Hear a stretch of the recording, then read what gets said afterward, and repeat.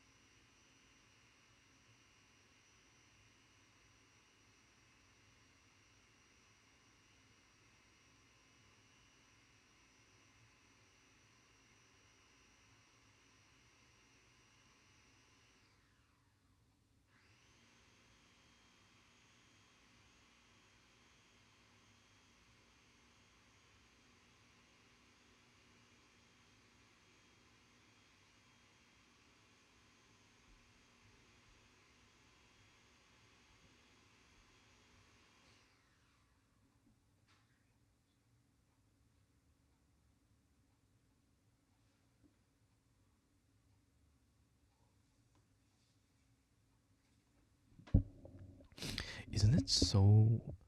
I haven't realized this until now, but and I really wish I realized this when I was in high school. It's immensely fascinating. I'm kind of embarrassed. Well, I am embarrassed. Not kind of. I'm embarrassed that I'm only realizing just how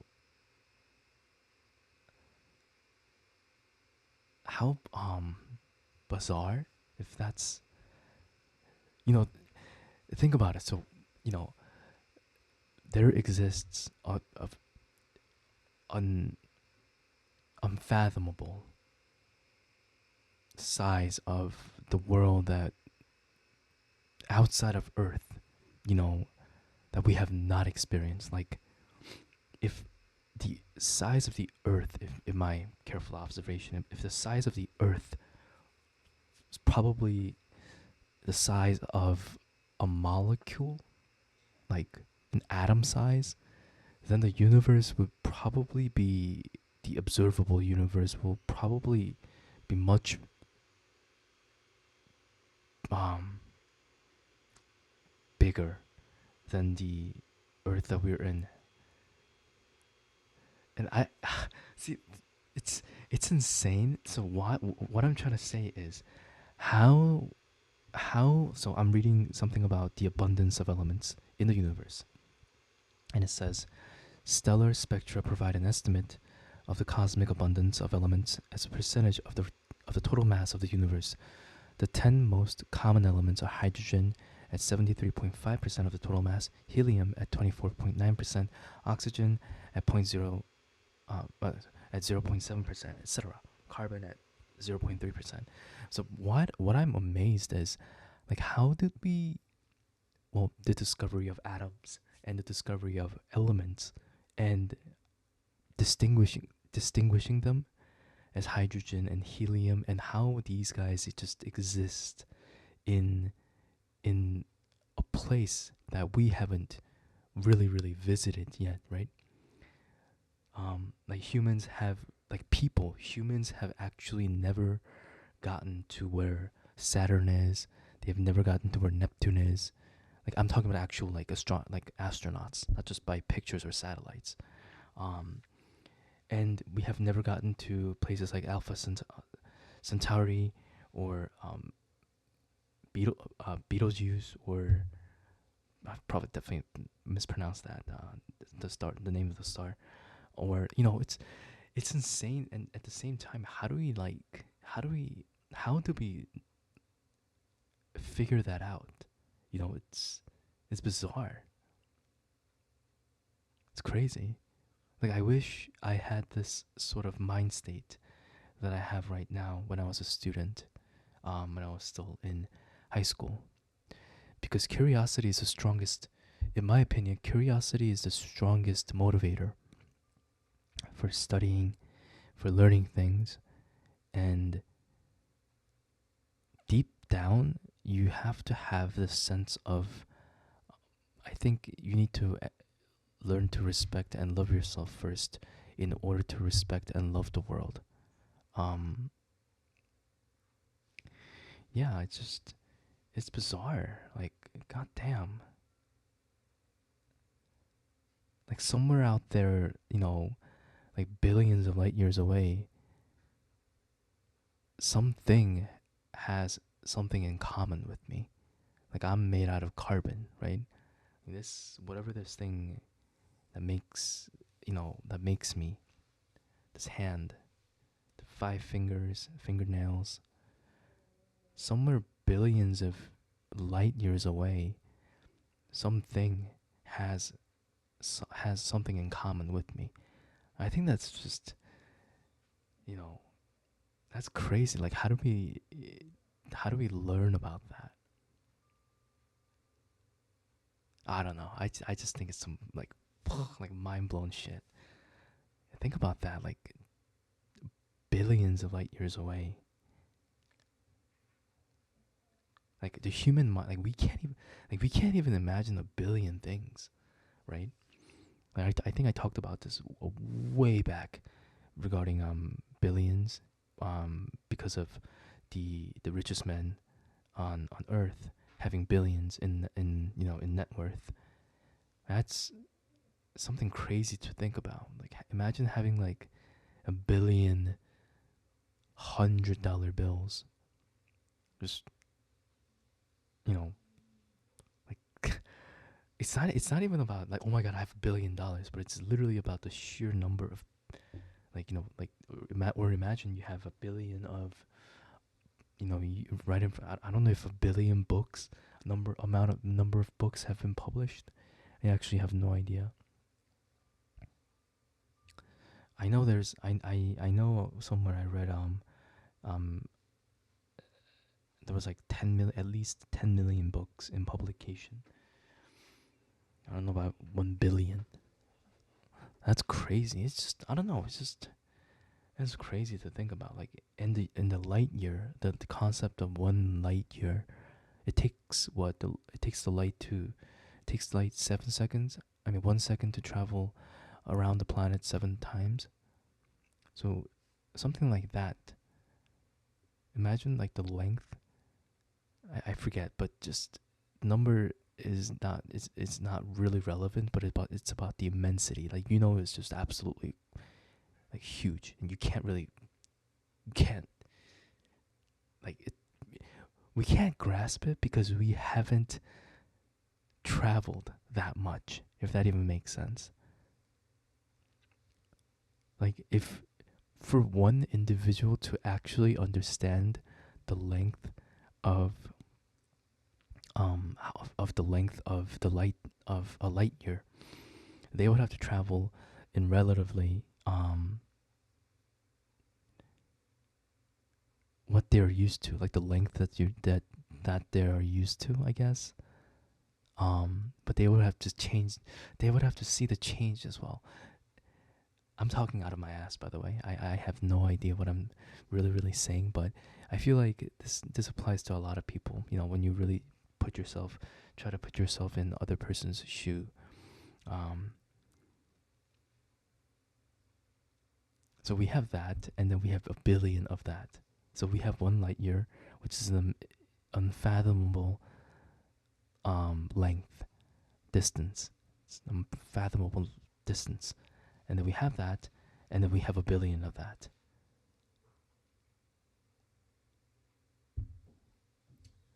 It's like trying to explain to a kid, like 7-year-old kid. You just show them $100 bill, and a kid, what does the kid know? Like probably like 6, 7 year olds, um, probably know about like how to like candy prices and stuff, right? So imagine you have $100 bill and you buy 100. You buy like I don't know how much a candy bar is nowadays. Fuck inflation, right? It's like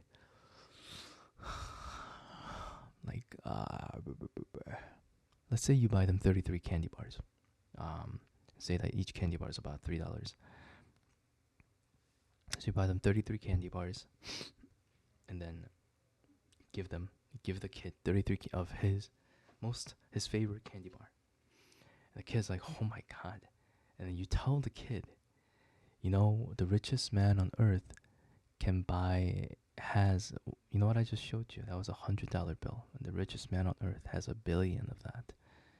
The kid's gonna be like, well, what's a billion?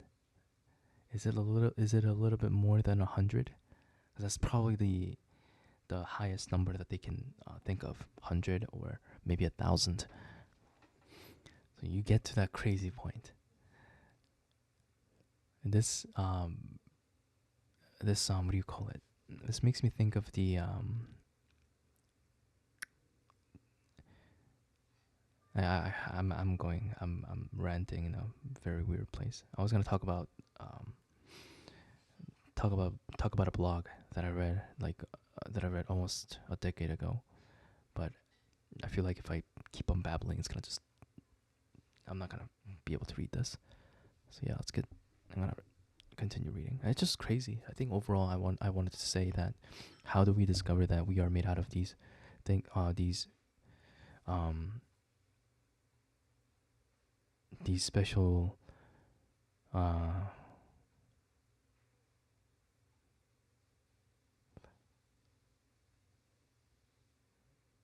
what do you how would I say? I don't want to characterize them as elements. What's like a more general like term for that? Structures, specialized structures. Um, but just like a thing. How did they find that the root is made of these things? Um, and something from billions of light years away is also made out of the same thing, the same molecule. I don't know. It just blows my mind. How it's just I don't know. Yeah, it's crazy.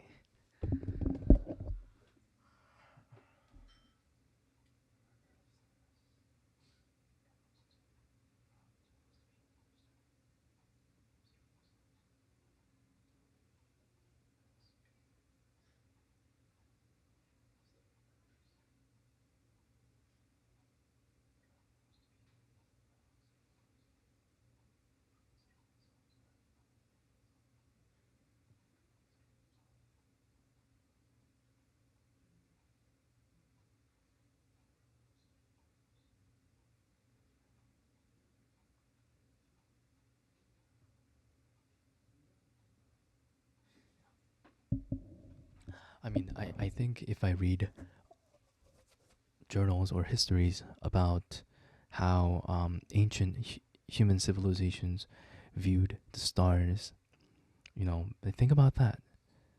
You know, something called something called the sun disappears, or like hang on, 1 second, 1 second.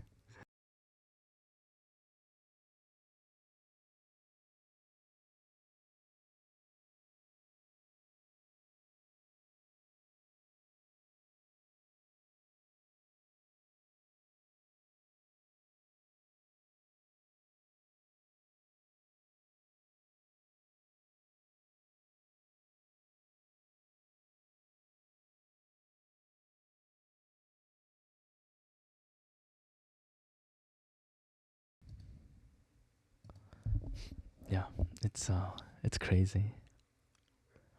It's thinking about how in ancient civilization you wouldn't know what a sun is, right?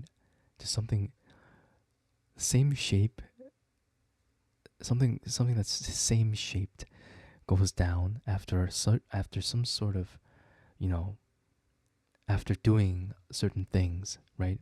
You're distinguished.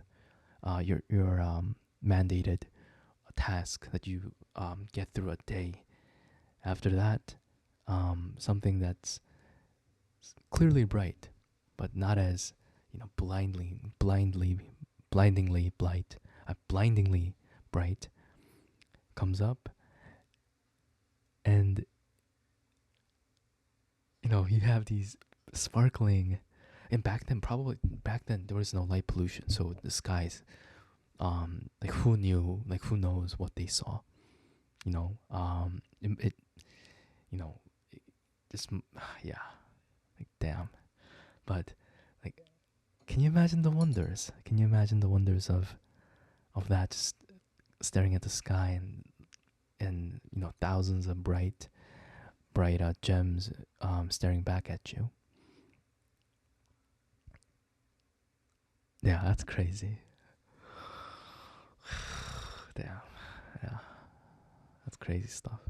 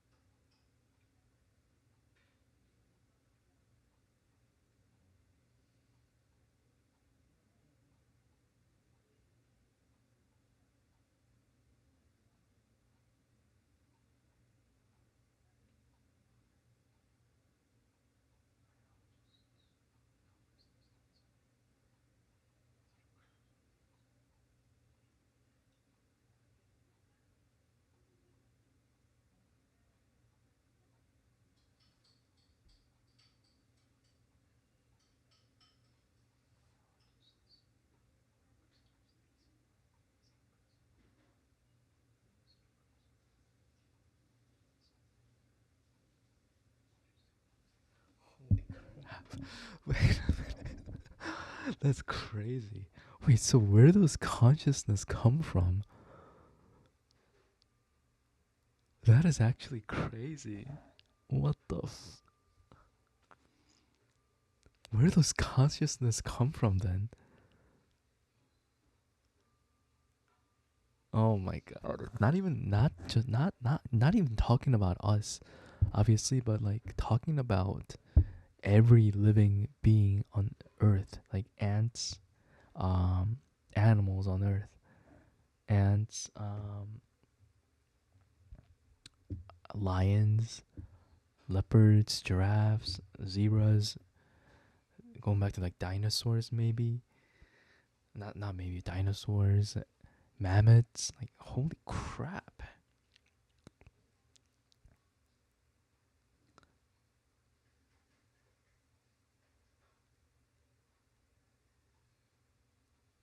Holy shit. What the fuck?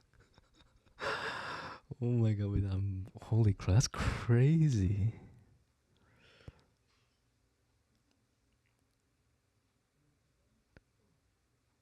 So how do we get so quote unquote how did we get so quote unquote smart? I know language was a um big factor. But how did our consciousness get to the point where where we can learn languages and communicate with each other and develop all these damn holy crap.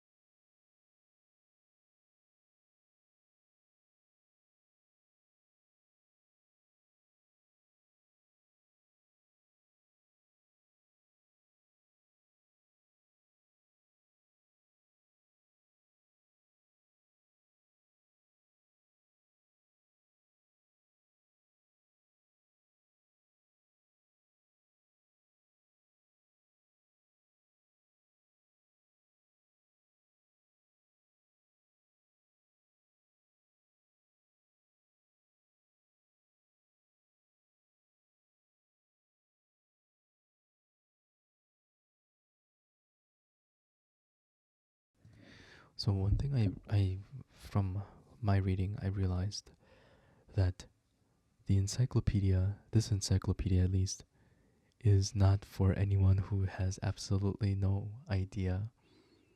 Um, it's not for ones who has absolutely no idea what the heck. Some some parts average layman is just not gonna understand. So it says active control. This is the definition for an active control. It says the automatic activation of various control functions and equipment on board an aerospace vehicle or satellite. For example, to achieve active altitude control of a satellite, the satellite's current altitude is measured automatically and compared with a reference or desired value. Any significant difference between the satellite's current altitude and the reference or desired altitude produces an error signal, which is then used to initiate appropriate corrective maneuvers by onboard actuators.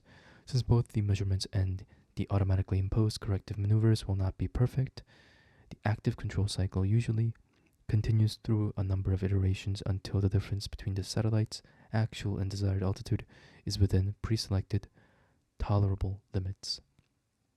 I have no idea what I just read. Right? I understand the first sentence, but that's it. The automatic activation of various control functions and equipment on board an aerospace vehicle or satellite. That I understand. Just a bunch of lights turning in. That's how I see it. Right? Like when you start your car, for example, the engine starts roaring and then the lights turn on. So different things kind of happen at the same time. That kind of thing. And everything else I just don't understand. Active discrimination in ballistic missile defense (BMD).